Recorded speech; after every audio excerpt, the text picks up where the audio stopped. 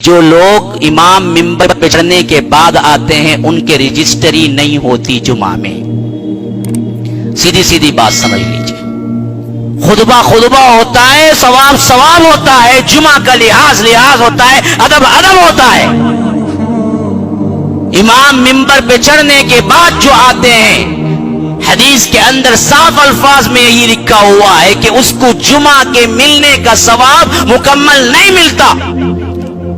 اور فرشتے جو دروازے پہ کھڑے ہو کے نام لکھتے ہیں، امام منبر پہ چڑھ جائے تو فرشتے اپنے دفتر کو بند کر کے خطبہ سننے کے لیے بیٹھ جاتے ہیں، اور اس دفتر میں تمہارا نام نہیں آتا جو خطبہ سننے کے لیے آئے ہیں لیکن امام کے منبر کے چڑھنے کے بعد آئے ہیں.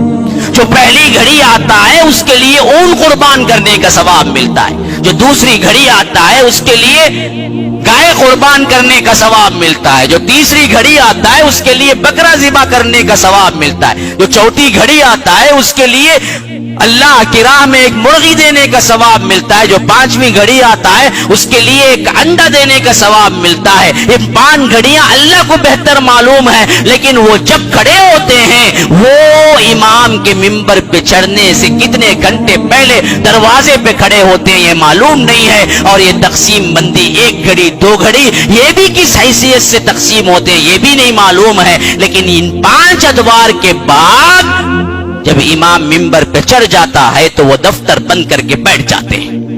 پھر فقہی اعتبار سے آپ کا جمعہ ہوا تو ہم کہیں گے ہوا، لیکن یاد رکھو ثواب کے اعتبار سے آپ کو جمعے کا پورا ثواب ملا تو یاد رکھیے ہرگز نہیں ملا. اور تمہارا نام بھی اللہ تبارک و تعالی نے جن فرشتوں کے ذریعے رجسٹری لگوائی تھی اس میں تمہارے جمعہ کا ادا کرنے والے کا نام نہیں ہے.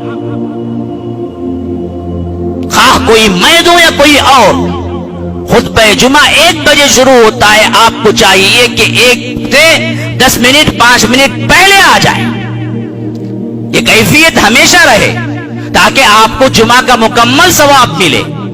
اور دوسری بات، اللہ کے فضل و کرم سے جمعہ میں آ کے بیٹھنے والے، یہاں پر آنے والوں کو میں نے ہمیشہ یہی دیکھا کہ وہ سونے کے لیے نہیں سننے کے لیے آیا کرتے تھے. لیکن یہ ماحول بھی بدلتا جا رہا ہے. عام مساجد کی طرح یہاں پر بھی ٹیکا اور چیئر اور فین دیکھ کے لوگ سونا شروع کر دیے ہیں. پتہ نہیں یہ ماحول کیوں بدلا.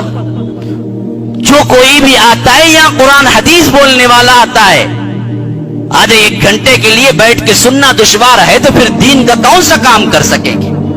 سونا ہی مقصود ہے تو جاؤ کمرے میں سو جاؤ.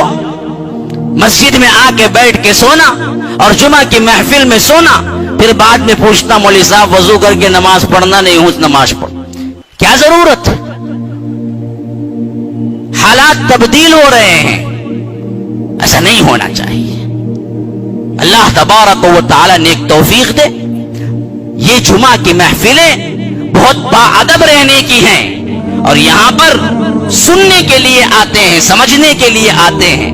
یہاں بھی بیٹھ کے سو رہا ہے بندہ.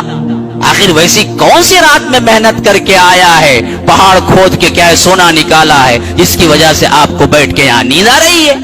تو یاد رکھیے اپنی کیفیتوں کو تبدیل کرو، اپنی حالات کو تبدیل کرو.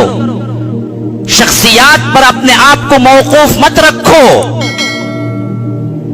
اللہ تبارک و تعالی کا دین شخصیات پر نہیں کتاب و سنت پر ہے.